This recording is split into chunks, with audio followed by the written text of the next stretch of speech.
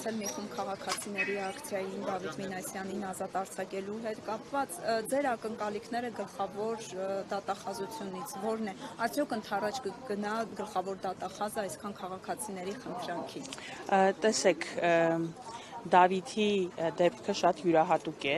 այս դեպքում Դավիթի որպես դպրոցականի մի քանի իրավունքներ է խախտվում։ Նախ նշենք, որ նման դեպքում, նույնիսկ նման մեղադրանքի պարագայում, կալանքը դա իրավաչափ չէ, հա, նման դեպքում կալանք կիրառելը։ Երկրորդ, կալանքը նաև համատեղելի չէ այն առողջական խնդիրների հետ, որը Դավիթը ունի եւ այս պահին արձանագրված է։ Եվ երրորդ, չմոռանանք, որ Դավիթը նաև դպրոցական է եւ կալանքը համատեղելի չէ նրա կրթություն ստանալու իրավունքի հետ, այսինքն մի քանի իրավունքների խախտման հետ գործ ունենք։ Եվ աննախադեպ է նման դեպքում դպրոցականի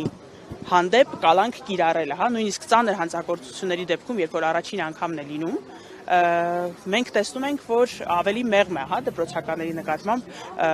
կիրառվող պատժի միջոցները։ Այս դեպքում դեռ չկա ապացուցված մեղք եւ գուցե երբևէ չի էլ ապացուցվելու հանցանք, բայց այս պահին չկա տուժող, բայց այս պահին տեսնում ենք, որ ամենախիստ խափանման միջոցն է կիրառվել։ Ես սա կարծում եմ, որ հենց այնպես չի արվել, սա երիտասարդներին ճնշելու, իրենց ձայնը չբարձրացնելու, վախենալու, իրենց ապագայի համար վախենալու